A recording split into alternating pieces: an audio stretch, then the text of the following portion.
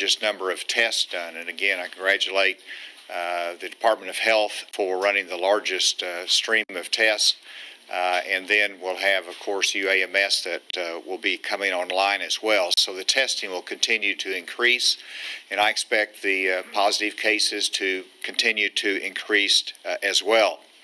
I want to particularly thank, and I know others have done that, but I want to say that I appreciate our healthcare workers that are in the battle.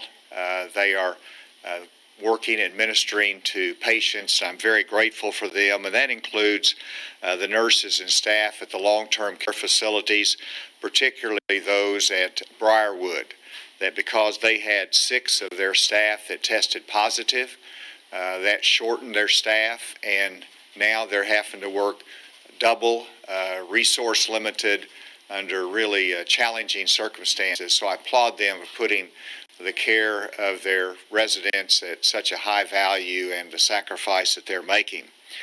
I wanted to also reflect on a letter that I received from the CEO of Lanxess that employs over 500 people in El Dorado, Arkansas. And they wrote me to let me know that they are following our guidance for businesses. They are operating, they're in the global specialty chem business, and as workers come into the workplace, they have various health requirements in there in terms of screening, in terms of distancing, and also in terms of the cleaning and the surfaces in the plant. And that's an example of what a company is doing right, and it's really a model that our company should be following. We want to stay open for critical businesses as this. All of our businesses, for various reasons, have had to be restricted. But we want them to have the best health practices, but also to continue operations that's consistent with the safety of their employees and those that they serve. Guidelines, as well as many other companies out there that are doing it. I wanted to speak about procurement for a moment. The federal government is asking the states to manage the supply chain and to take the lead in the procurement of personal protective equipment. Now, the federal government bought up most of the domestic supply, put it in their national strategic storehouse in which the states can request allocation of personal protective equipment. We received 25% of the amount of PPE that we requested. These are masks, they're gowns, they're gloves, things that are essential in the medical community. And after we exhaust that supply, then we're on our own. And so while we have devoted $30 million of state money to front load and make sure that we can procure immediately the atmosphere that's out there, our procurement team tells me that the supply is bottleneck.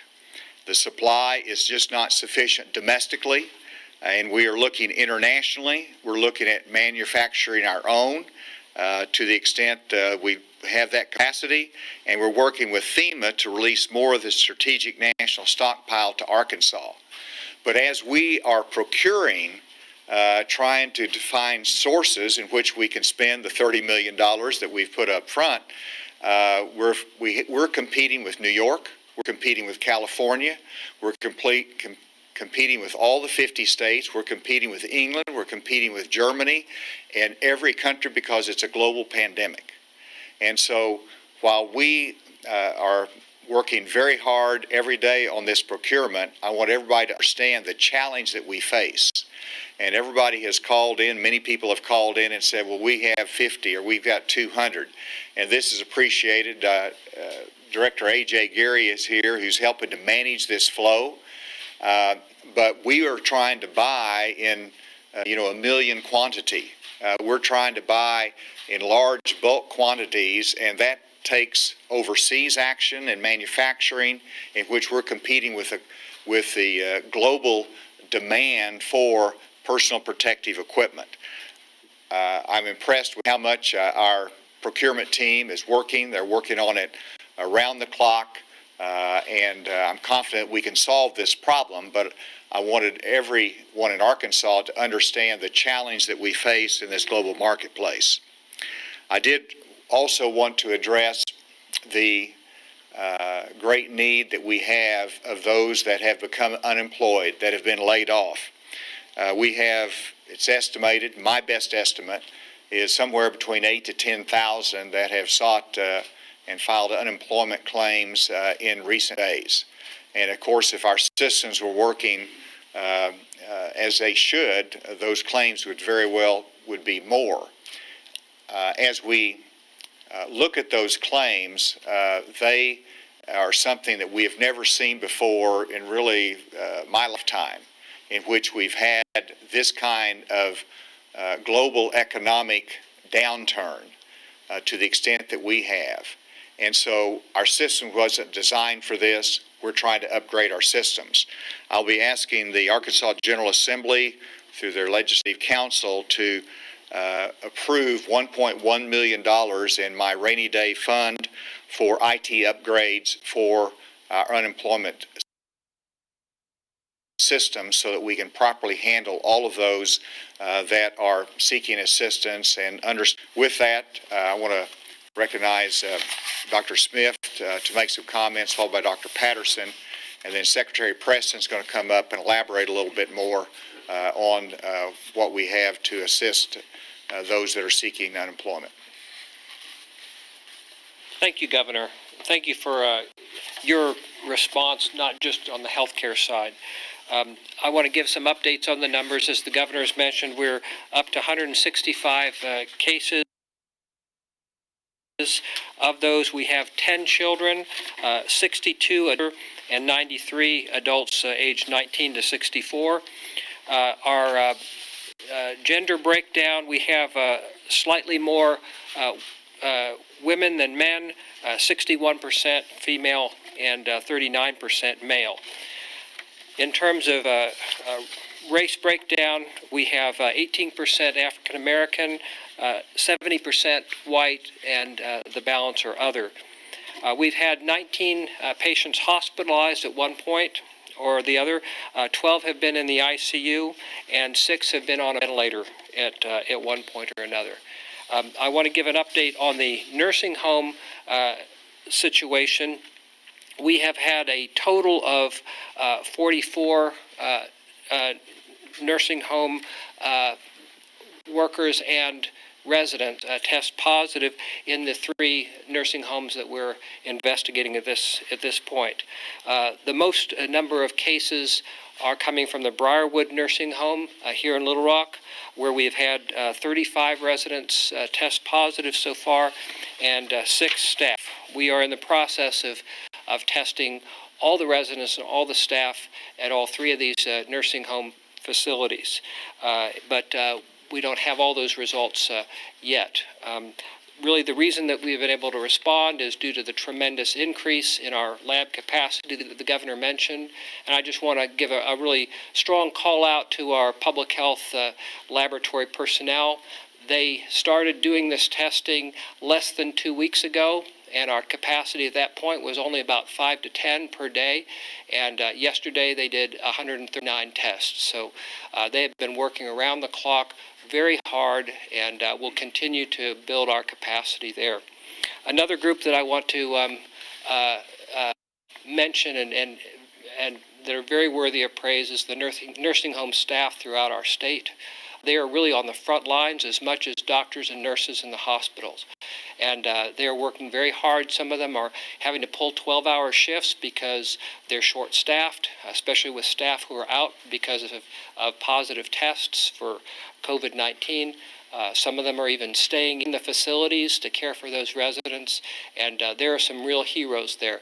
I've been blessed to receive a lot of notes and texts, emails from people saying that that they're really thankful for the Department of Health and what we're doing, and they're praying for us. But this group of individuals, those who are caring for our nursing home residents, they deserve a special praise and thanks, and please keep them in your prayers as well. Lastly, I wanted to mention that we are going to be doing quite a bit around COVID-19. This is so new. Many of us have been dealing with this nonstop for the last 2 weeks or so, but many of our Arkansans, it's still new to them. Of our federal funding, we have approximately $400,000 set aside for a public messaging campaign so we can get that information out to Arkansans, what they need to know and what they need to do. Thank you.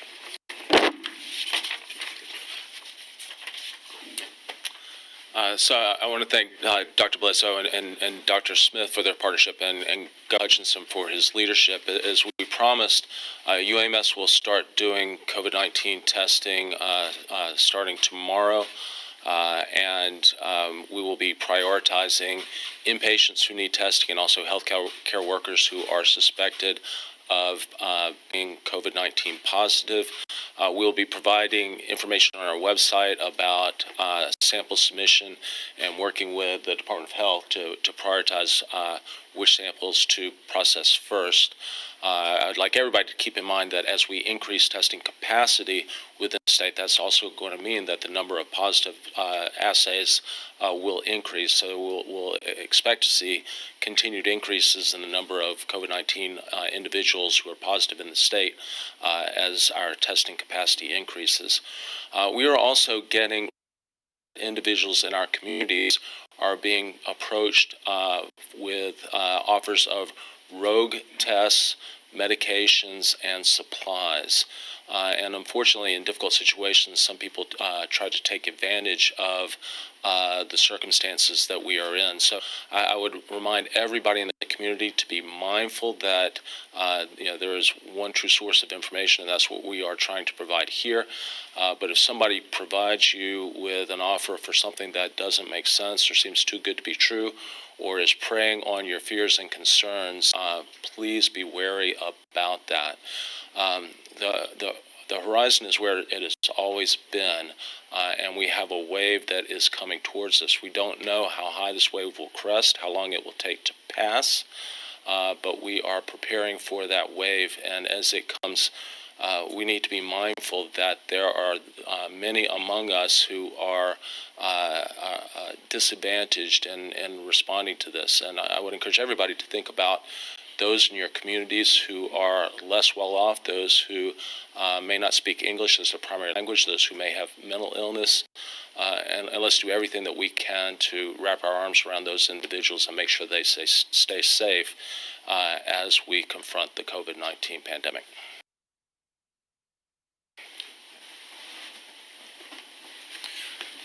Dr. Smith and Dr. Bledsoe for your leadership. And Governor, really thank you for this proactive approach and allowing us to have some additional funds to support our UI trust fund system.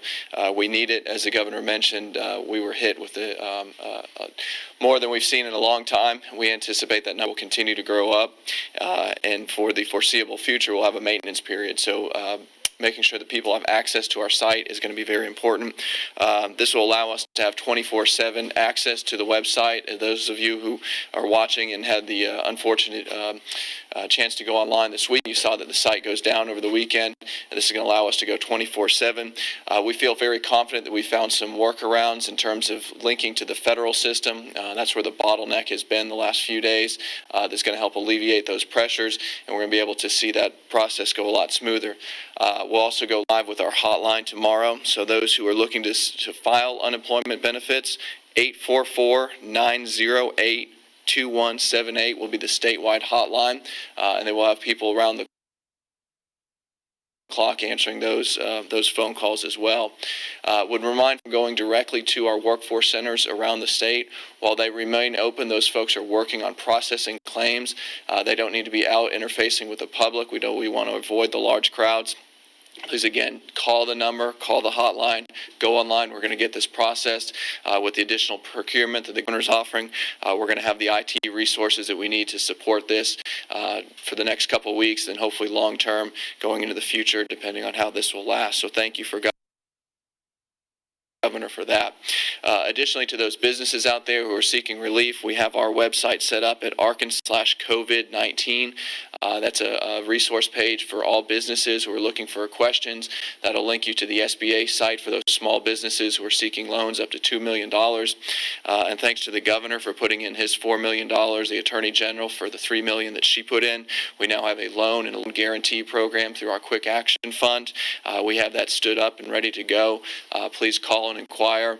We've had over 300 calls and emails so far the last couple of days since we've had that set up. We've been able to respond to all of them. We'll work through that. And additionally, we have our community development block grant funding that's going to help on some general assistance. So use those resources out there. Again, check out the website, the hotline. Those will be up and running. And with the additional resources from the governor and the legislature, hopefully we won't see any hiccups as it goes forward. Thank you. I'm happy to take. Governor Cuomo has said he would add a premium to what he will pay for supplies. Is that something that Arkansas is in any position to do? Well, first of all, because of the demand, the price goes up. But Dr. Patterson actually was telling me where there was a procurement in which whenever we made the deal, when it got to the dock before it was shipped, they wanted to increase the price again.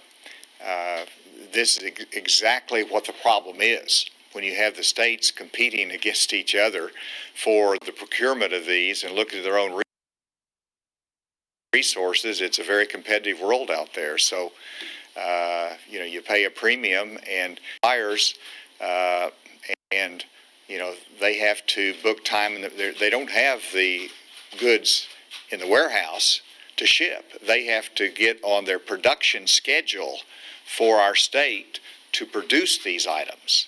And so we're buying them. They have to be produced. They have to be shipped, and they have to get here. And so it's a very disconcerting supply chain right now, and that's just the reality of it. You got not just states competing, but you've got other be offering premiums. That's a challenge. Mr. Cuomo, sir, was among many big state governors and mayors this morning who were, there's a growing chorus apparently that's saying that is nuts, that the state should not be in charge of the procurement and allocation chain, that should be federal responsibility. Could I ask your thoughts on that, sir? Well, if you look back on my comments probably 10 days ago, you'll see that I advocated for the administration to utilize their authority to manage the supply chain. And it's a matter of production, but it's also a matter of priorities. You're putting the burden on a company that manufactures ventilators to decide whether those ventilators that they produce are going to go to New York, California, or Arkansas. The same thing for respirators and all the other equipment that we're asking for. And so I'm delighted that FEMA has a role to play. I've talked to the CDC to help in terms of setting some of the national priorities and the allocations. We're doing all that we can, and I think that's the focus we have. We don't mind taking state responsibility. We took that responsibility. We put $30 million to help be up front on the procurement, but now we got to find the supply of that, and that's what we're competing for. Yes. Do you think that the folks who don't necessarily need testing for COVID-19 are the state's limited supplies of PPE? I'm going to let Dr. Smith, you want to take that on a little bit? Yes, certainly we want to prioritize our testing towards our are high priority groups: hospitalized patients, healthcare workers, those who are over 65 with underlying conditions and have symptoms, as well as those who have been identified by their physicians as having special situations that need priorities. And these are our priorities, have been our priorities. There are testing who have not been able to get it, and they're frustrated by it, but that's why we're focusing on those top priorities. At this point, we want to make testing as available as possible, and there are certainly some positive cases that we found among people who are not in our highest priority. We don't want to, but as you've said, we need to conserve our testing resources for those who are in greatest need. I know I'm a broken record on this, but we really need to push individuals in the community towards hotlines, our online resources, and drive-through screening if people are concerned about whether they are COVID-19 or positive for a variety of reasons. It keeps us all safe, but that's the best way that we can conserve resources at the front line. Yes, ma'am. You talked about unemployment. Rent is coming up for everybody, on the 1st. Could you see yourself putting restrictions on evictions? I don't see, we'll continue to measure it. What I see is businesses understand the tough times, and they're being reasonable about it. They're trying to make accommodations. A number of suppliers and businesses have already indicated that, and I applaud them for it. And so I don't see any consideration for actions like that unless it becomes a serious problem, and I don't see that at this point. Dr. Smith? Mr. Hutchinson, let me preface this by saying nobody's implying that the state is sitting on any information or any of its agencies. Mr. Hutchinson indicated yesterday that what the state government, the virus, you got mostly from the media, from the papers. You were finding out about it as fast as the rest of us. Can you give us an indication of when the appropriate health agencies in Washington were starting to send the alarm down or to alert you? A personal phone call from Dr. John Dreisner, director of CDC's Center for Preparedness and Response, within the first few days of January to tell me about this virus that at this point didn't have a name, and at that point was human transmission. And so we had good communication with our federal partners really from the beginning, but at first it seemed that this was mostly an animal to human transmission, and the ability of this virus to efficiently spread from one person to another was not known at that time. We've gotten very good communication, mostly from our partners at the CDC, and have been able to make our plans accordingly. What was that phone call, sir? That was a personal phone call to me from Dr. John Dreisner, who is director of the CDC's Center for Preparedness and Response. Right, and about when did that come? That was within the first week of January. And as you know, this was first reported by the Chinese. A mask question for the doctors. So I see people making masks, and what is really the right thing to think about masks? The surgical style masks, and there are cloth versions of them that people are making. My wife and daughter like to sew, and so they've sewed a couple of them. One of them they say is going to be for me, but those are really most useful for keeping someone who's sick from spreading the virus to someone else, because it captures large droplets. That's what surgical masks were designed for, is to keep the surgeon from contaminating the patient. Now there's another potential opportunity for cloth masks that would cover an N95 respirator and keep droplets off the surface so that they potentially could be reused. And that's something that we may need to look into. More healthcare providers look into how to conserve those. In resource-limited settings, oftentimes people do reuse those N95 respirators many times. The key is to keep the surface of it from becoming contaminated. Hospitals resorting to using plain surgical masks and so far to treat the, no? No, we're monitoring our supplies very, very closely, but, if there's any risk of coming into contact with aerosolized secretions from a patient who might be COVID-19 positive, healthcare workers need to be wearing an N95 mask. To back row.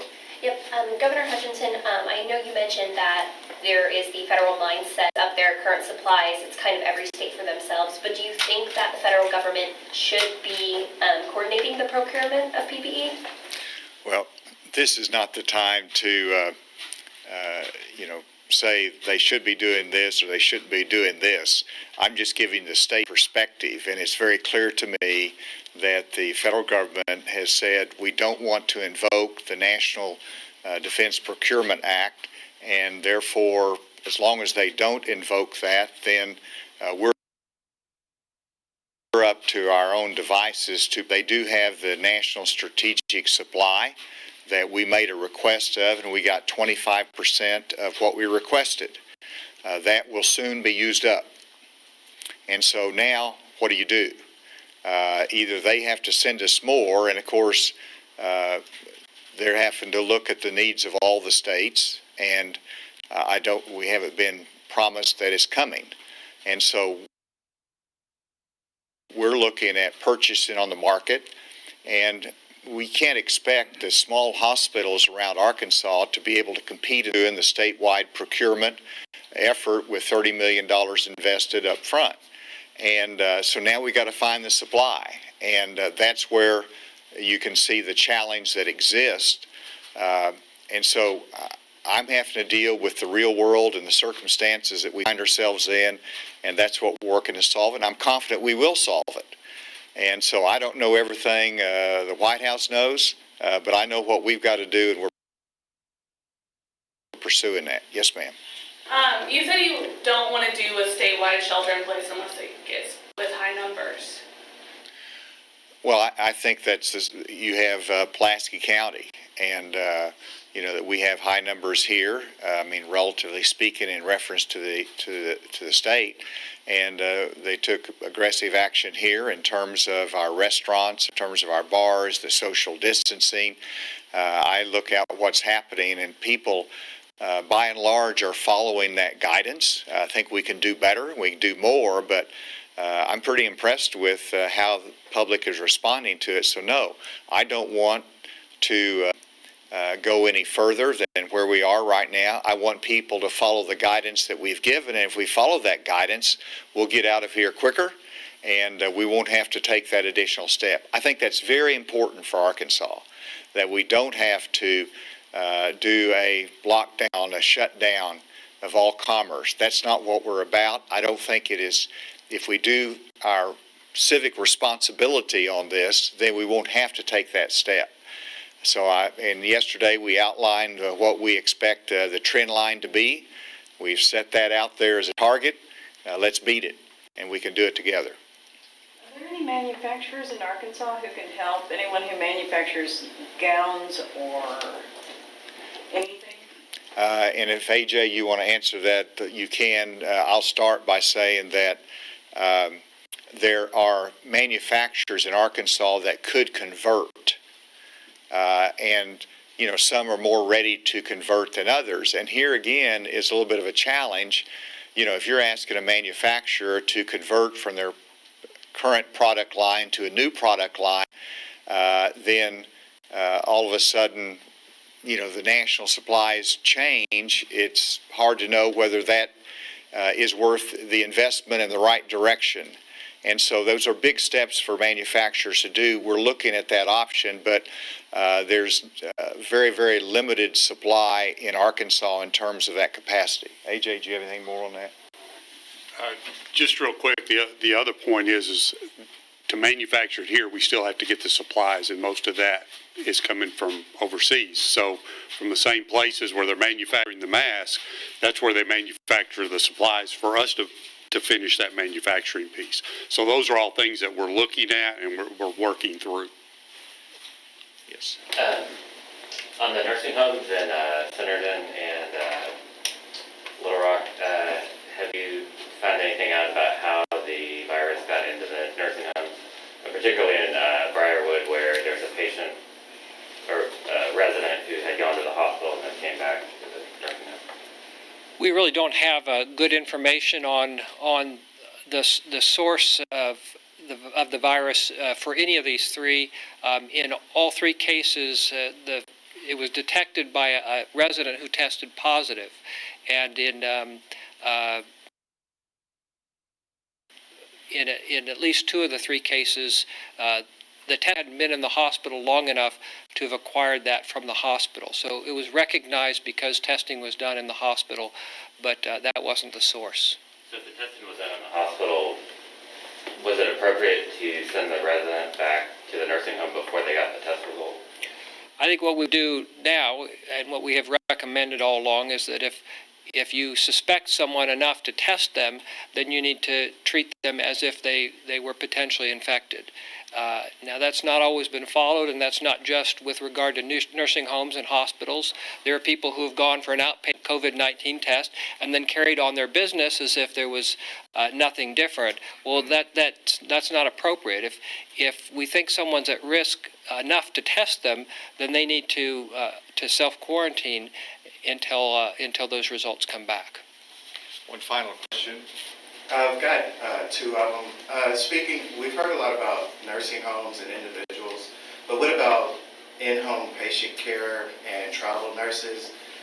And then my second question, with a lot of people getting stir crazy, I've seen a lot of people go out to parks, at the dog park especially, and with that being 10 or more, running along Murray Park, is that going to be something else that's going to be closed down in the near future, just for the sake of individuals?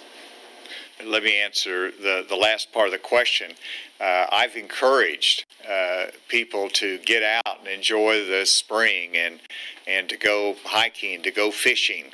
And we can't just isolate ourselves in our homes for this long of period of time. And so get out. But when you get out, follow the social distancing. And so you can do that both. And so you can protect yourself and protect others, but still be outside. It's the open air, the space that's available out there that should be consistent. And we followed that with our state parks as well. We've closed some of our lodge facilities, I think, but we still have it available for hiking and camping and enjoying the outdoors. The first part of the question. Yes, the first part of that question had to do with in-home services. Obviously, time when people come in contact with each other, there's potential for spread of COVID-19. The nursing home or long-term care facility is a particular concern, though, because you have quite a few people together in the same area. So many more of viruses like influenza, but also COVID-19. In the in-home care setting, that risk is less because there are fewer people altogether, but still of concern. And I would agree with everything the government. People are stay a safe distance, 6 feet or more from each other. The ventilation, the air from outside dilutes viruses. The UV light from the sun tends to degrade them, and so being outside is a good thing as long as people are not crowded together or in close contact with each other. Would someone come out and be able to test that patient if they're not able to go and get tested themselves? Correct. We will need to look at the best way to do that. If someone is ill enough that they are a high priority for testing, they may need to be coming into an inpatient setting anyhow, and it may be safer and more efficient to do that testing at a site where they could receive that inpatient care if they need it.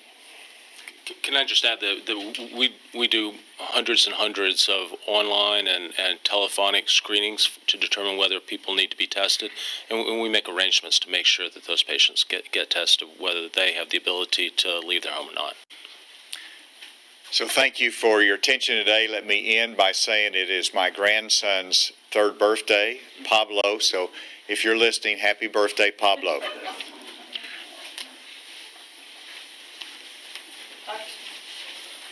I'm deaf, I need to ask you.